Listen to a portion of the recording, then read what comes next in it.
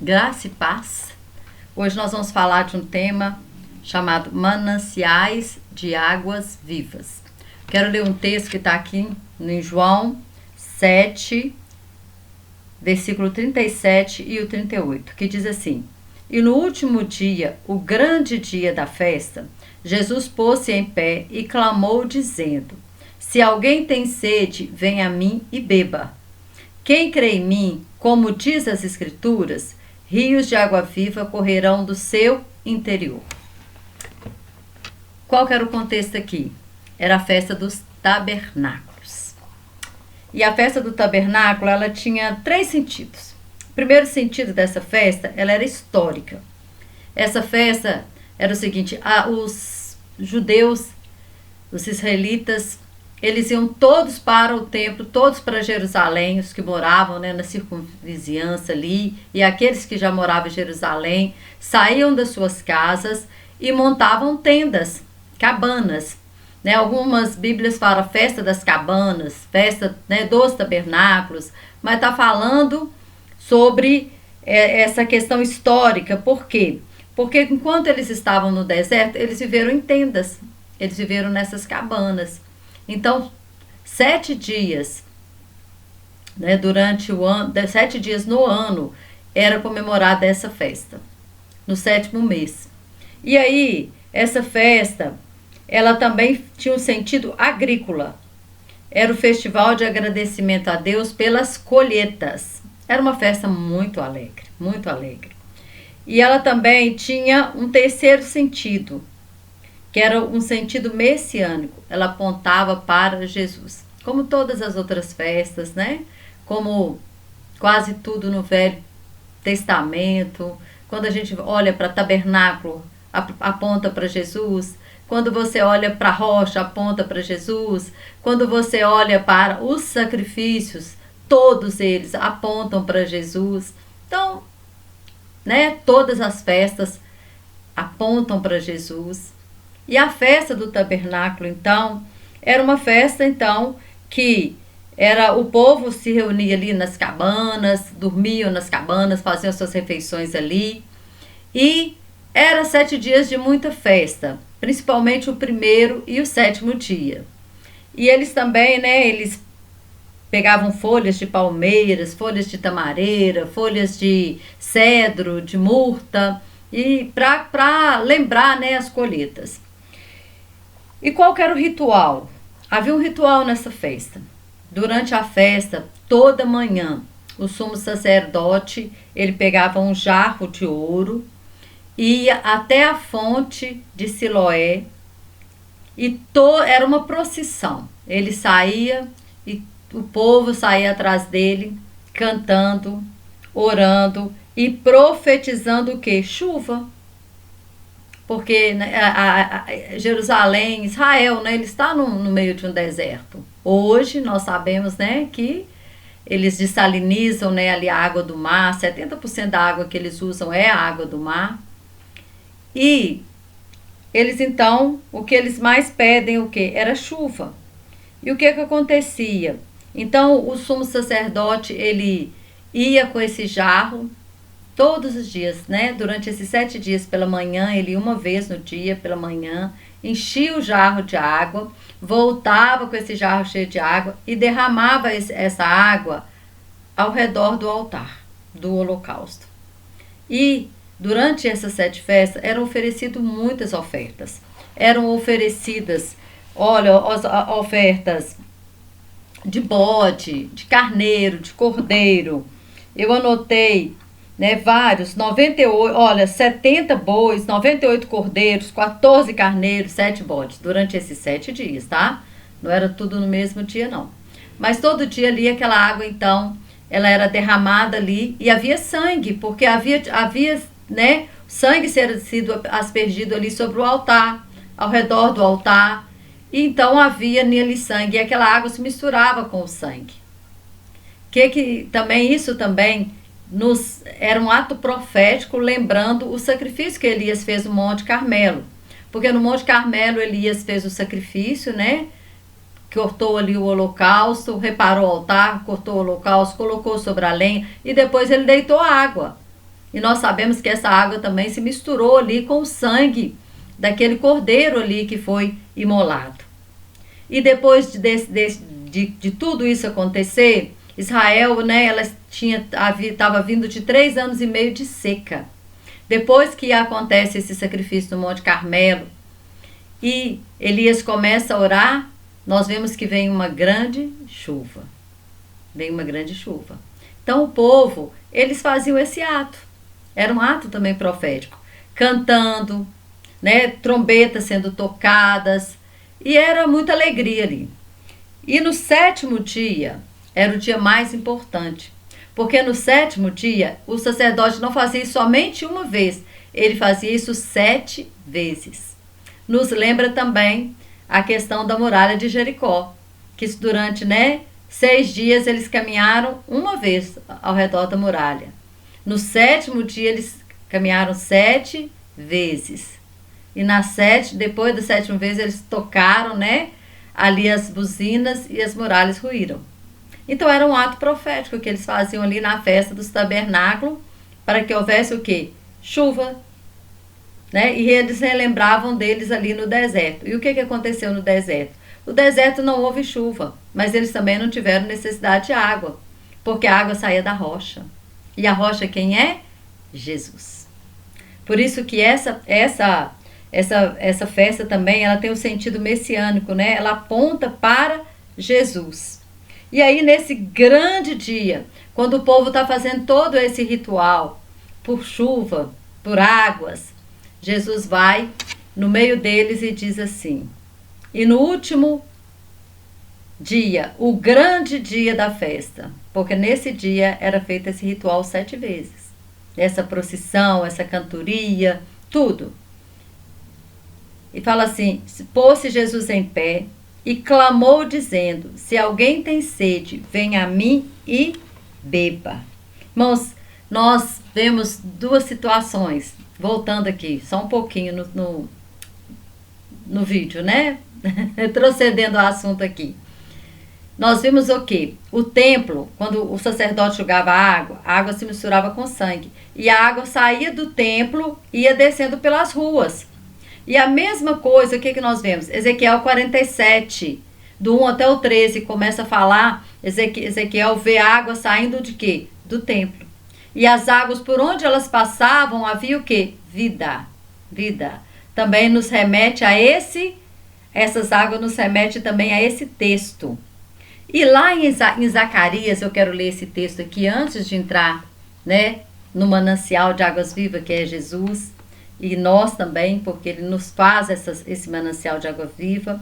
Aqui em Zacarias 14, o verso 16 e 17 fala assim: e acontecerá que todos os que restarem de todas as nações que vieram contra Jerusalém subirão de ano em ano para adorar o Rei do Senhor, o Senhor dos Exércitos, e para celebrarem a festa dos tabernáculos.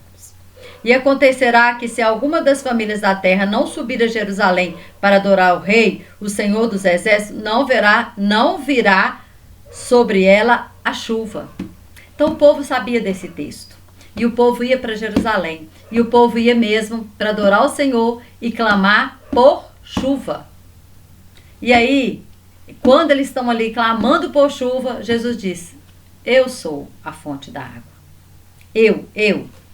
E aí, voltando aqui no João 7, deixa eu só abrir minha Bíblia aqui de novo no João, que eu saí dele, fui lá para Zacarias, mas já voltando aqui no João capítulo 7, Jesus diz assim: aquele que tem sede, venha a mim e beba. E o povo, então, ficou admirado com aquilo, porque eles estavam pedindo chuva, eles estavam clamando por água, e Jesus agora se diz o dono das águas. Aquele que tem sede, vem a mim e beba. Dessa maneira, Jesus estava mostrando que ele era a rocha que supria a sede do povo no deserto. Isaías 55:1 diz: ó vós, todos que tendes sede, vinde às águas, e os que não têm de dinheiro, comprai e comei. Todos vós que tendes sede, vinde. Então, examinemos o que? Esse convite. Primeiro, ele é universal para todos. Jesus disse: se alguém, ou seja, ele não colocou uma condicional, ele diz assim, para todos, né? Aqui ele falou todos. Se alguém tem sede, quem tiver sede, seja judeu, seja gentios, quem tiver sede, venha a mim e beba. Então ele diz, o convite é para todos, é universal. Segunda, é uma relação pessoal, porque ele fala, vinde a mim. A mim. Ele está dizendo, olha, a relação é pessoal. Terceiro, ele fala assim, quem tem sede. Se alguém tem sede. Sede é um profundo anseio, né? A sede, ela é pior que a fome. Por quê? Porque você pode ficar 10 dias sem comer, 20 dias, até 40 dias, né? Jesus ficou 40 dias sem comer, homem, né? Tem alguns, igual o Luciano Subirá, ele diz que já fez 2 jejuns de 40 dias sem comer, mas sem beber não. Por quê? Porque se você ficar mais de 3 dias, você vai desidratar e você vai morrer. Então, a água, ela é mais importante no nosso organismo do que mesmo a comida. Por quê? Porque ela te desidrata muito rápido. Você pode ficar desidratado e vir a morrer. Quarta coisa que nós vemos aqui, ação e rompimento. Venha. Vir é uma ação. É um verbo, né? Venha a mim. É uma ação. Não existe nenhuma pessoa totalmente saciada. Todos nós precisamos ir a Jesus. Todos nós. Mesmo que você tenha 10 anos de crente, 20, 50, todos nós precisamos dessa água. Nós bebemos água todos os dias, água natural. E nós precisamos também beber da água espiritual todos os dias. Então, não existe ninguém totalmente saciado. E rompimento. É romper o quê? Se eu vim a Jesus, eu vou ter que romper. Porque ele fala que aquele que vem a ele, negue-se a si mesmo. Tome a sua cruz e siga-me. Então tem que ter um rompimento com o pecado, com o mundo, com a religiosidade, né? Com os nossos conceitos, com os nossos preconceitos. Quinto, esse convite também, ele é uma experiência pessoal. Ele não disse, venha a mim e examine a água. Examine essa água é boa, se a água é salobra, se a água é doce, se a água é salgada. Vinde a mim e beba. Não basta saber quem é Jesus. Nós precisamos beber dele. E beber dele está falando de uma experiência pessoal. Quando você bebe uma água, você introduz aquilo dentro do seu organismo. E quando nós bebemos de Jesus, Jesus ele é introduzido em todas as áreas da nossa vida. Então é uma experiência pessoal. Sexta coisa, ela é condicional, porque ele disse se. Ele colocou nessa partícula se alguém tem sede. Então ele está dizendo, olha, não é imposto, ele não impôs nada. Engraçado que aqui é o dono da água que chama o sedento. Geralmente é o sedento que clama por água. Aqui o dono da água está dizendo para o sedento, você tem sede? Vem a mim e beba. Vem a mim e beba. Água viva, irmãos. O que é água viva? E aí, interessante também, que é segundo as escrituras. O que ele fala aqui? O 38, ó, quem crê em mim, como diz as escrituras. Não é como a gente diz, não é como de qualquer maneira. Rios de água viva correrão do seu interior. Irmãos, é segundo as escrituras. Não é o segundo o que nós queremos, não é segundo o que nós sabemos, não é segundo, né, a minha teologia, é segundo as escrituras. Por isso que tantas vezes nós vemos versos falando, né? Examinai, o próprio Jesus falou, né? Examinai as escrituras, porque são elas que testificam de mim. Conheçamos, Oséias 6, conheçamos e prossigamos em conhecer o Senhor.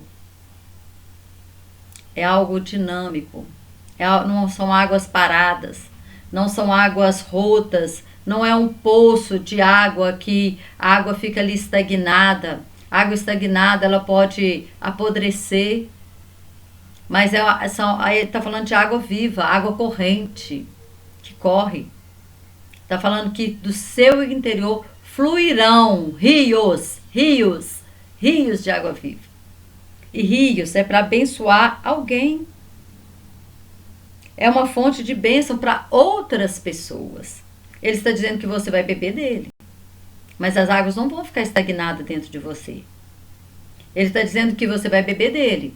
Mas à medida que você beber dele, você vai ser saciado. E você vai saciar outras pessoas. Então o conhecimento que nós adquirimos não é para guardar para nós, não. É para ensinar outros. Tudo que nós recebemos, até mesmo, né, na área material, na área física, é para abençoar outros.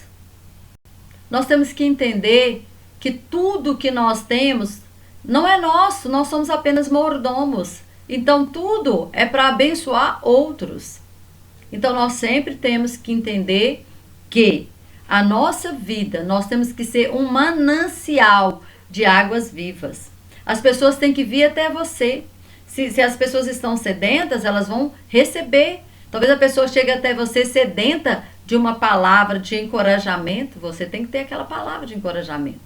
Às vezes a pessoa chega sedenta até você de um conselho. Às vezes você vê que a pessoa está indo por um caminho de morte, mas você pode dizer para ela, olha, segundo as Escrituras. Tudo é segundo as Escrituras. Não segundo o que a Célia pensa ou o que você pensa, mas segundo as Escrituras. Por isso nós precisamos examinar as Escrituras, nós precisamos conhecer as Escrituras. Nós precisamos conhecer, conhecer, buscar o conhecimento. Por que Jesus? Eu sempre gosto de dizer, eu tenho alguns alunos e eu sempre falo para eles, vocês vão aprender a Bíblia fazendo perguntas. Por que Jesus fala isso aqui no meio da festa, no dia da grande festa? Por que ele fala que ela é água viva? Que se alguém tem sede, vem a ele. Porque o povo, essa festa, o povo fazia por quê? Para profetizar chuvas. Essa festa era uma festa, como eu disse, tinha 3 sentidos: histórico, para relembrar o tempo deles no deserto, que eles moravam em cabanas. No sentido agrícola, agradecer pela colheita que fizeram e pedir chuva para as próximas colheitas, para as próximas plantações. E também era uma festa messiânica, porque mostra Jesus como a fonte das águas. Eles queriam águas e Jesus tinha água para dar para eles. O que você está precisando hoje? O que você quer hoje? Jesus, ele é esse manancial que supre todas as nossas necessidades. Quando o povo precisava de pão, ele diz, eu sou o pão da vida. Eu sou o pão da vida.